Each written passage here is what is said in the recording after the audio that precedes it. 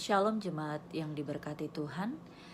Baiklah, ibadah Minggu tanggal 14 Juni 2020 dengan menggunakan tata ibadah Minggu sesudah Pentakosta 2 akan kita mulaikan.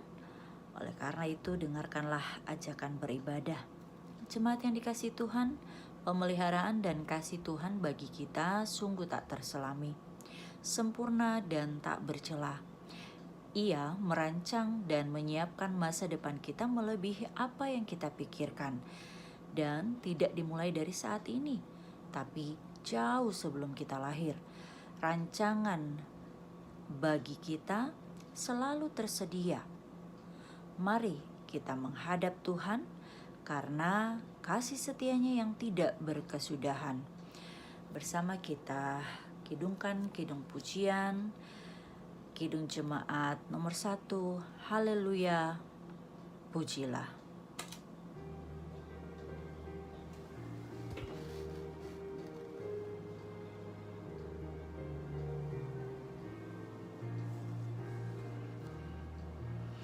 Haleluya, pujilah Allah yang agung maha esa.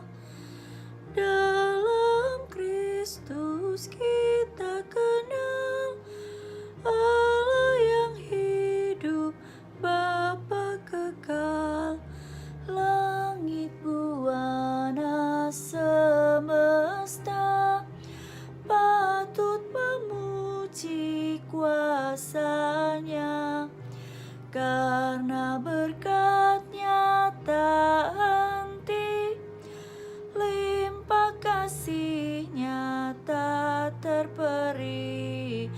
Haleluya,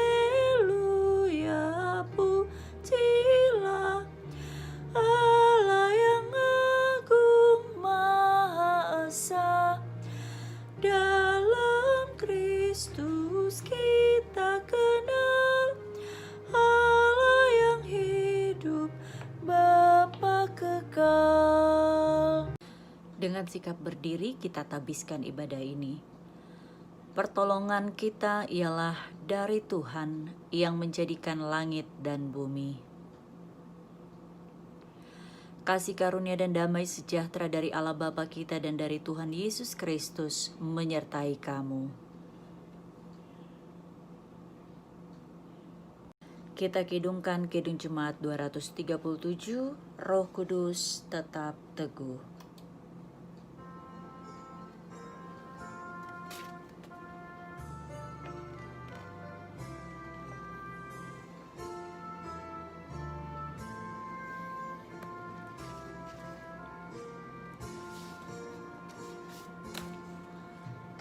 Roh Kudus tetap teguh, Kau pemimpin umat-Mu. Tuntun kami yang lemah lewat gurun dunia, jiwa yang letih lesu mendengar panggilan-Mu. Hai musafir, ikutlah ke negeri sejahtera.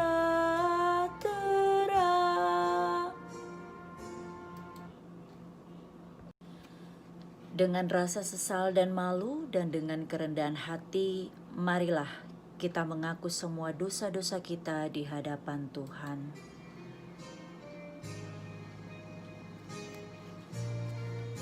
Ya Tuhan Allah, kami mengaku di hadapan hadirat-Mu semua dosa dan pelanggaran yang telah kami lakukan dalam kehidupan kami, yang telah kami perbuat baik dalam pikiran, perkataan ataupun perbuatan kami.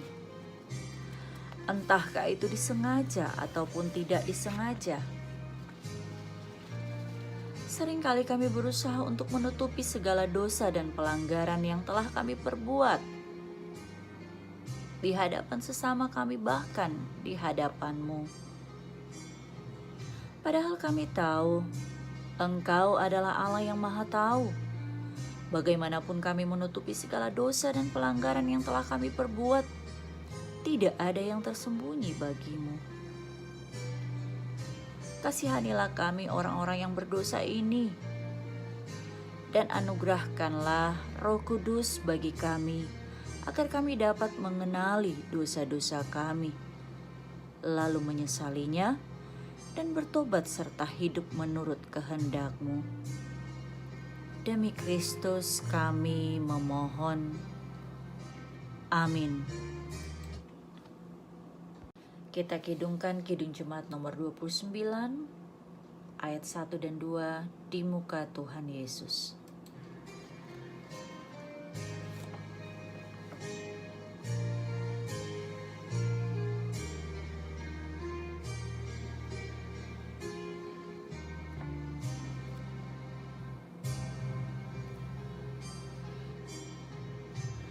Di muka Tuhan Yesus, betapa hina diriku, ku bawa dosa-dosaku di muka Tuhan Yesus.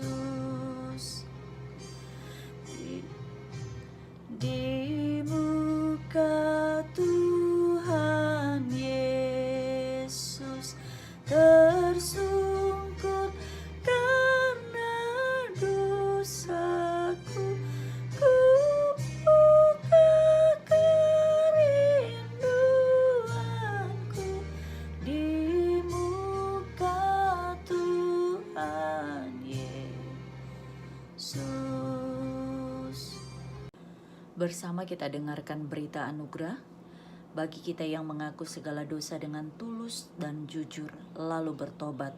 Berita anugerah pengampunan dalam Efesus pasal 2 ayat 4 hingga ayat yang kelima mengatakan, "Tetapi Allah yang kaya dengan rahmat, oleh karena kasih-Nya yang besar yang dilimpahkannya kepada kita, telah menghidupkan kita bersama-sama dengan Kristus. Sekalipun kita telah mati oleh kesalahan-kesalahan kita, oleh kasih karunia kamu diselamatkan."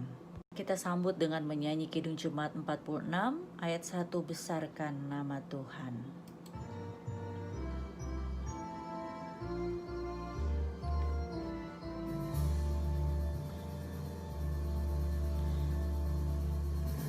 Besarkan nama Tuhan, haleluya. Kasih-Nya tak berkurang, haleluya. Sekalipun keluhan menimpa umat-Nya, berkat-Nya ditemukan, haleluya. Jemaat yang diberkati Tuhan, kita masuk dalam pelayanan firman. Namun sebelum kita akan membaca dan merenungkan firman Tuhan, mari sama-sama kita berdoa memohon bimbingan Roh Kudus. Kita berdoa. Bapa di surga, kami mengucap syukur atas penyertaan-Mu di dalam kehidupan kami. Hari Minggu yang kudus dan mulia ini, kami bersyukur karena Tuhan boleh himpunkan kami, boleh ada dalam suatu persekutuan bersama dengan keluarga kami masing-masing. Saat ini pun kami mengucap syukur karena kami masih dilayakkan Tuhan untuk belajar kembali melalui kebenaran firman Tuhan. Berkati hati, pikiran kami Tuhan, berkati ruangan tempat ini, agar supaya hati, pikiran kami boleh terfokus hanya kepada kebenaran firman Tuhan. Hati kami siap untuk ditaburi kebenaran firman-Mu. Di dalam nama Yesus kami berdoa. Amin.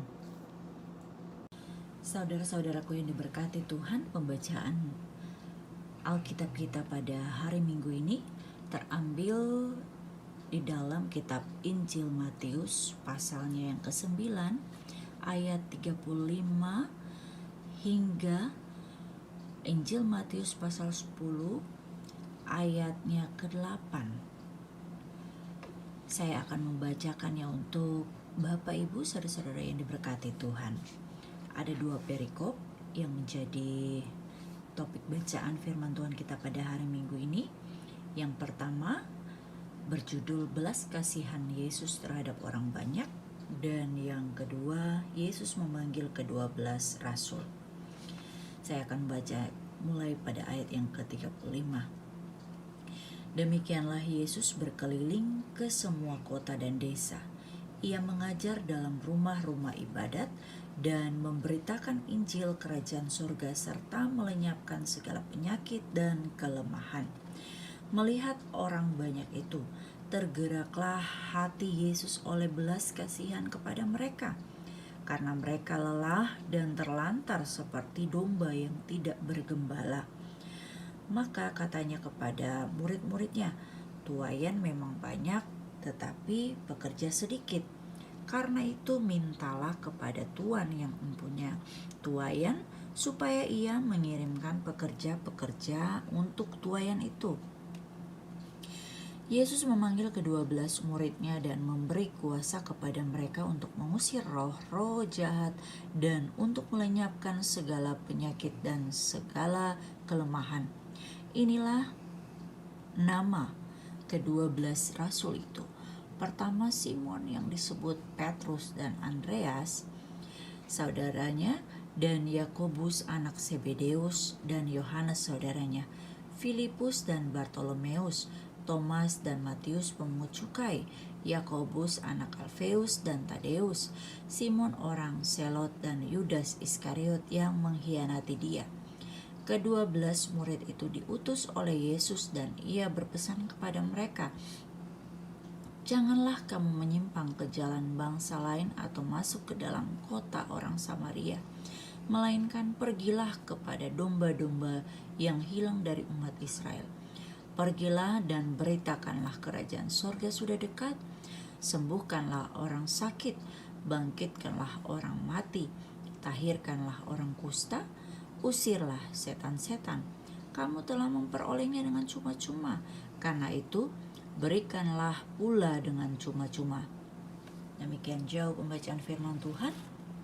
Yang berbahagia ialah mereka yang mau mendengarkan firman Tuhan dan melakukannya di sepanjang kehidupannya, hari lepas hari. Haleluya. Haleluya. Haleluya. Haleluya.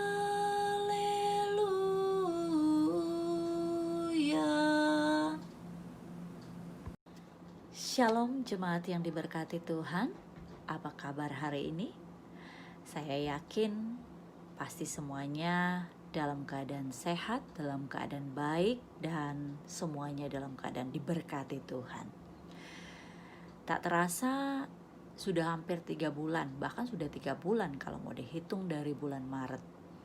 Kita beribadah di ibadah minggu yang biasanya kita laksanakan di gedung gereja, tetapi dikarenakan situasi yang tidak memungkinkan, dikarenakan pandemik COVID-19 ini mengharuskan kita untuk beribadah di rumah saja. Tapi saya yakin percaya bahwa kondisi ini pasti akan segera pulih, karena Tuhan yang memiliki kehidupan kita dan Tuhan yang memiliki kuasa di balik setiap peristiwa. Jemaat yang diberkati Tuhan, di hari Minggu ini kita merenungkan bagian firman Tuhan yang terambil dalam kitab Injil Matius pasal 9 ayat 35 hingga Matius pasal 10 ayatnya yang ke-8. Pada umumnya, jika seseorang diminta untuk mengartikan kata kelimpahan, maka yang terbesit dalam pikirannya adalah sebuah kata, yakni kelebihan. Ketika pun saya mengutarakan kata kelimpahan, pasti di benak Bapak, Ibu, Saudara-saudara sekalian terbesit suatu kata bahwa berbicara soal kelimpahan adalah sama dengan kata kelebihan. Hal tersebut selain karena ditunjang oleh makna yang tertulis di dalam Kamus Besar Bahasa Indonesia, juga karena pola hidup dan perkembangan zaman yang seakan-akan menarik manusia untuk menolak satu kata, yakni cukup. Alhasil, muncullah standar-standar tertentu untuk mengukur standar kelimpahan itu. Dimulai dengan memberi standar dari yang bersifat materi. Apa contohnya? Seperti finansial, keuangan, status, derajat, hingga standar yang bersifat non-materi. Seperti apa contohnya? Seperti kemampuan berpikir, kemampuan merasa, kemampuan berucap, dan sebagainya. Nah, Bapak Ibu jemaat yang diberkati Tuhan, konsekuensi dari tidak tercapainya standar kelimpahan tersebut adalah muncullah suatu pengkotak-kotakan, masuknya seseorang ke dalam satu golongan tertentu yang tidak pantas, yang tidak berarti, yang tidak cukup, yang tidak bisa, yang berbeda. Nah, jika ditanyakan kepada Bapak Ibu saudara-saudara sekalian, kira-kira apa sih yang menjadi kelimpahan kalian saat ini? Mungkin kita akan berpikir dan mungkin akan berpendapat, mau kelimpahan apa le pendeta? Sedangkan mau makan saja pas-pasan karena corona ini. Satu hal yang lucu, tetapi kalau berbicara kelimpahan, kalau mau ditanya kelimpahan apa yang kita nikmati saat ini, tentu kita konsepnya berpikir bahwa kelimpahan itu adalah kelimpahan secara materi. Kita lupa kelimpahan soal diberkati dalam kesehatan, dicukupkan dalam segala sesuatu. Sehingga ada pun pertanyaan, kira-kira dalam hal apa kita merasa berkelimpahan? Atau hal yang mendasar saja ya, sudahkah Bapak Ibu saudara-saudara yang berkati Tuhan merasa berlimpah dalam hidup Bapak Ibu saudara-saudara sekalian? Sudahkah saya ataupun saudara-saudara sekalian melihat orang lain sebagai dia yang mempunyai kelimpahan? Karena konsep kelimpahan kita tidak mungkin kita bilang dia itu berkelimpahan kalau kita lihat dia hanya tinggal di satu gubuk di rumah yang peot. Tidak mungkin kita akan mengatakan dia berkelimpahan. Lalu apa sih dasarnya kita menganggap bahwa diri kita ini berkelimpahan? Nah, penulis kitab Injil Matius memperlihatkan sosok Yesus sebagai dia yang berlimpah dengan segala kasih, segala hikmat, dan pengetahuan. Kita lihat dari penjelasan tersebut bahwa sangat berbeda dengan konsep pemikiran kelimpahan yang kita pikirkan secara pikiran manusia. Dalam kelimpahan itu, Yesus berkeliling ke semua kota dan desa, di mana ia mengajar dari rumah ke rumah ibadat dan memberitakan Injil Kerajaan Sorga, serta melenyapkan segala penyakit, melenyapkan segala kelemahan. Dia melakukan itu semua karena belas kasihan Yesus yang berkelimpahan. Pada zaman itu tidak banyak orang yang dapat melakukan hal-hal yang seperti dilakukan oleh Yesus, sehingga pribadi sosok Yesus itu dianggap sebagai pribadi sosok yang sangat spesial dan juga sangat diagungkan.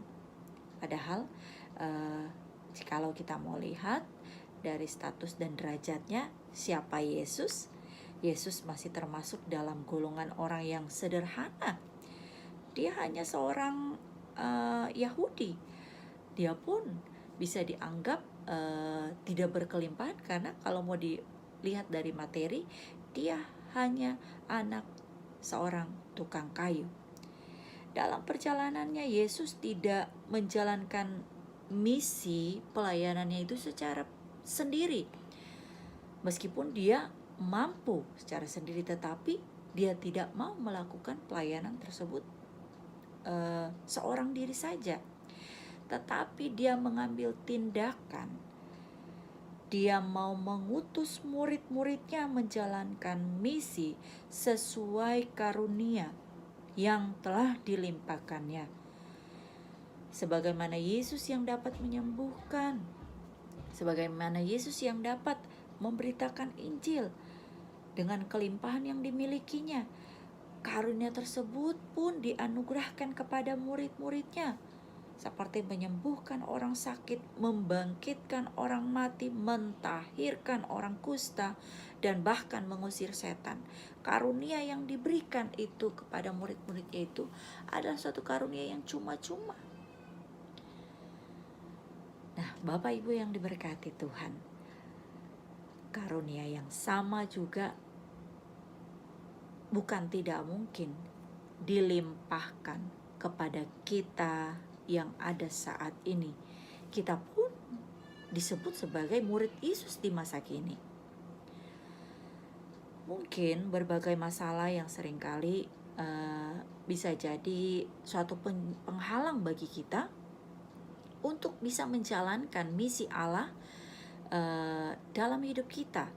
Karena apa? Karena kita sendiri yang menyelubungkan standar ketidakmampuan kita yang ciptakan ketidakmampuan diri kita sendiri, merasa tidak mampu, sehingga pada akhirnya membuat itu menjadi penghalang untuk kita melakukan karya-karya yang padahal Tuhan sudah anugerahkan kepada murid-murid di masa lalu, dan kita adalah murid-murid Tuhan di masa kini. Dan hal itu, karunia itu bukan tidak mungkin juga Tuhan anugerahkan bagi kita yang ada saat ini, bagi saya ataupun bagi saudara. Jadi karunia itu bukan hanya khusus bagi pendeta ataupun majelis jemaat yang terpilih, ketua-ketua bidang kategorial, tetapi kita semua sebagai murid-murid Yesus.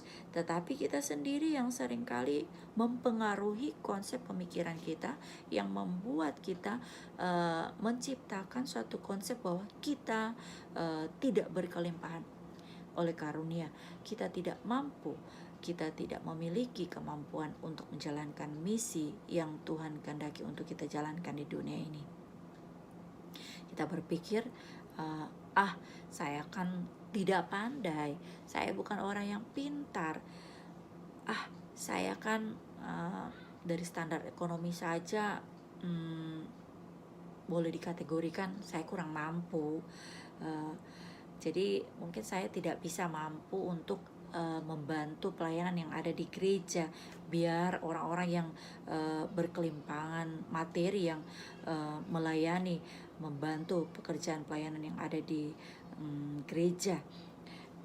Bisa jadi konsep-konsep tersebut yang membuat penghalang dalam hidup kita untuk melakukan karya-karya yang padahal Tuhan sudah berikan kesempatan tersebut bagi saya ataupun bagi Bapak Ibu sekalian.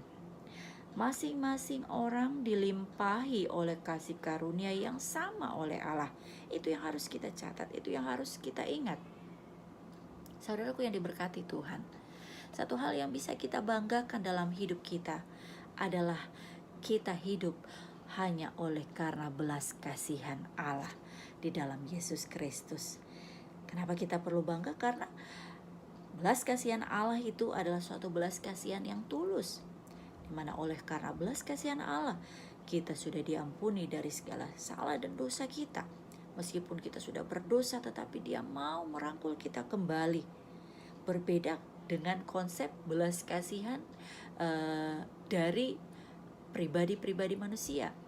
Kalau belas kasihan sesama kita bisa jadi mengarah kepada hal yang negatif. Bisa jadi mungkin orang akan berprinsip, saya tidak mau dibelas kasihan sama dia, nanti diremehkan saya, diceritain yang macam-macam. Saya membantu dia karena kasihan aja hidupnya. Jadinya terkadang orang memiliki belas kasihan itu bukan untuk hal yang tulus, tetapi malah jadinya belas kasihan itu hanya untuk mencemooh orang yang dibelas kasihankan dia gitu. Sudah dibantu tetapi di belakang menceritakan hal yang tidak baik. Berbeda dengan belas kasihan Yesus yang Yesus lakukan dalam setiap tugas pelayanan yang dikerjakannya dengan tulus hati, di mana Dia betul-betul tulus mau membantu orang-orang yang sakit, orang-orang yang lemah, tanpa memiliki suatu pemikiran yang sangat jauh berbeda dengan pikiran manusia. Jemaat yang diberkati Tuhan, jadi yang perlu kita ingat seperti yang saya sudah sampaikan tadi, bahwa masing-masing kita dilimpahi kasih karunia yang sama oleh Allah, yang dalam praktiknya diwujudkan dalam bentuk yang berbeda-beda. Jadi setiap kita pribadi memiliki karunia yang berbeda-beda. Tinggal bagaimana caranya kita mengeksplor setiap talenta karunia yang sudah Tuhan berikan bagi kita. Terkadang kita menganggap saya nggak ada potensi, padahal sebenarnya ada potensi dalam diri, tetapi kita sudah mengkonsepkan, sudah membatasi kemampuan kita dengan berpikir saya tidak mampu karena saya belum biasa melakukannya. Hal itu pun pernah terjadi pada diri saya pribadi, merasa tidak mampu. Tetapi ketika kita mau belajar, maka karunia itu sebenarnya ada dalam diri, dan kalau kita mau mengeksplor hal itu dan mau terus belajar, pasti karunia itu akan muncul, karena karunia Tuhan sudah berikan bagi masing-masing kita secara cuma-cuma. Tinggal bagaimana kita mewujudkannya dengan cara yang berbeda, dan tentunya diharapkan adalah cara mengeksplorkan karunia itu kepada hal-hal yang bisa memberikan dampak positif, memberikan berkat bagi sesama kita. Nah, Bapak Ibu jemaat yang diberkati Tuhan, maksud dari semuanya itu adalah supaya setiap orang saling melengkapi, memperlengkapi satu dengan yang lainnya. Dan supaya tidak ada seorang pun yang memegahkan diri, sebab segala kemegahan adalah berasal dari Allah. Jadi kalau kita memiliki karunia, kita tidak boleh sombong, karena karunia itu adalah pemberian Tuhan yang orang lain juga memilikinya. Kalau kita yang berkelebihan, berkewajiban untuk bisa mencukupkan orang lain. Nah, namun seringkali terjadi masalah lain adalah seringkali karena keegoisan seseorang untuk lebih mementingkan diri sendiri, sehingga pada akhirnya pribadi tersebut dengan rasa egonya dia mau mengejar kelimpahan tanpa mau membagikannya kepada orang lain. Itu karena berbicara soal keegoisan, menganggap mencukupkan kebutuhan saya dan keluarga saya saja rasanya masih banyak yang kurang. Mana mungkin saya mau berbagi dengan orang-orang yang ada di luar sana. Nah, Yesus melalui Injil Matius mengingatkan kita untuk jangan bersikap egois dengan kelimpahan yang kita miliki. Karena apa? Karena seperti ungkapan Matius pasal 10 ayat 8 berkata, kamu telah memperolehnya dengan cuma-cuma, karena itu berikanlah pula dengan cuma-cuma. Seperti ada pepatah yang mengatakan, jika seorang guru tidak ingin muridnya lebih pintar dari dirinya, maka dia bukanlah guru yang sejati. Jika seseorang memiliki pengetahuan yang lebih, maka hendaklah dia mengajarkannya kepada orang lain, sehingga orang lain tersebut pun mereka boleh memperoleh pengetahuan yang cukup. Mereka juga menikmati apa yang sudah kita nikmati.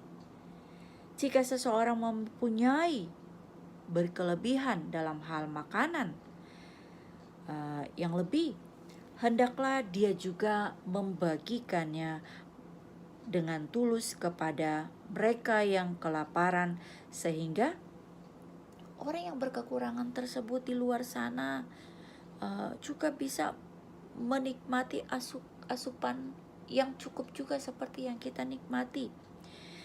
Jika seseorang mempunyai hak untuk berkarya, maka berikanlah juga hak yang sama kepada orang lain sehingga mereka mendapatkan ruang untuk berekspresi. Namun tanpa kita sadari, Bapak Ibu jemaat yang diberkati Tuhan, bahwa dalam kehidupan kita, di mana yang tadi sudah diungkapkan bahwa ego itu lebih besar ketimbang rasa belas kasihan kita, sehingga membuat banyak orang yang lebih mementingkan kepentingan diri sendiri. Dari hal kelimpahan mereka lebih, tetapi dalam hal membagi berkat mereka merasa kurang, karena menganggap bahwa untuk memenuhi kebutuhan mereka saja mereka sudah anggot-anggotan, susah payah untuk berjuang dan merasa belum cukup. Bagaimana mungkin mereka mau untuk memberi? Dalam hal memberi, biasanya orang memiliki konsep bahwa harus berkelimpahan dulu baru bisa memberi. Seperti contoh janda miskin, dia memberi dari kekurangan dia. Nah, ada dalam suatu tradisi Batak Karo ada istilah endi enta yang artinya memberi dan meminta, di mana hal ini mengingatkan kita akan suatu tindakan saling memberi, saling menerima. Setelah manusia memberi penghormatan kepada Tuhan, mereka meminta kelancaran, kenikmatan hidup dari Tuhan. Masyarakat dalam budaya sebelum kekristenan sudah memahami hal ini. Namun ternyata tidak banyak orang yang mau memberi lebih daripada yang dituntutnya. Kalau seperti contoh jemaat Makedonia, diceritakan bahwa mereka adalah suatu jemaat yang sangat kecil. Jemaat tersebut pun berada dalam suatu pencobaan berat, penderitaan, kemiskinan. Akan tetapi Paulus memberi jempol, memberi salut atas tindakan mereka dalam hal memberi. Sebab mereka memberi melampaui apa yang mereka miliki. Mereka rela menyerahkan diri kepada Allah dan para rasul. Sekalipun jemaat meminta anugerah, mereka memintanya agar supaya dapat memberi bantuan dalam pelayanan untuk orang-orang kudus yang ada di luar dari jemaat mereka. Sangat menarik sekali di mana mereka mendesak para rasul dengan sangat untuk bisa membantu. Mereka sendiri yang berinisiatif untuk membantu, padahal jemaat ini adalah jemaat yang kecil yang juga banyak cobaan, banyak tantangan, banyak permasalahannya. Ini karena mereka telah menyadari bahwa mereka sudah menerima anugerah Tuhan Yesus Kristus, maka layaklah mereka juga untuk bisa berbagi anugerah tersebut kepada sesama mereka. Namun kenyataannya saudara-saudara yang diberkati Tuhan, banyak orang berpikir, untuk diriku saja belum cukup, bagaimana saya bisa memberi untuk mereka?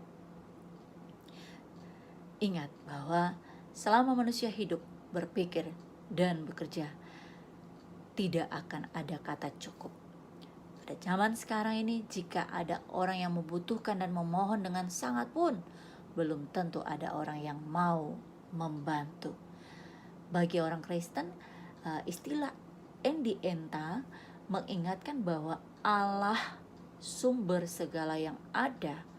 Allah telah memberi keselamatan dan hidup kepada manusia lewat karyanya menganugerahkan Yesus Kristus anaknya yang tunggal untuk memberikan keselamatan bagi kita.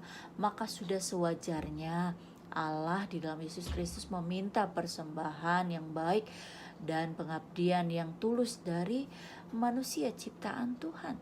Allah sudah memberi segalanya kepada kita. Karena itu tidak ada pemberian dari kita yang sanggup menyaingi pemberian Allah. Nah, jemaat yang diberkati oleh Tuhan kita Yesus Kristus, Yesus melalui Injil Matius mengingatkan kita dengan keras untuk tidak bersikap egois dengan kelimpahan yang kita miliki. Karena tadi sudah diungkapkan bahwa kamu telah memperolehnya dengan cuma-cuma, karena itu berikanlah pula dengan cuma-cuma. Jadi ketika kita memberikan apa yang lebih daripada kita, maka kita tidak akan berkekurangan, melainkan menjadi cukup seperti yang diajarkan kepada kita. Apa yang diungkapkan firman Tuhan dalam Ibrani pasal 13 ayat 5. Cukupkanlah dirimu dengan apa yang ada padamu, sehingga dalam segala kecukupan kita menjadi berlimpah. Sebab kelimpahan itu kita bagikan juga kepada orang-orang yang ada di luar sana, dan mereka pun menjadi cukup.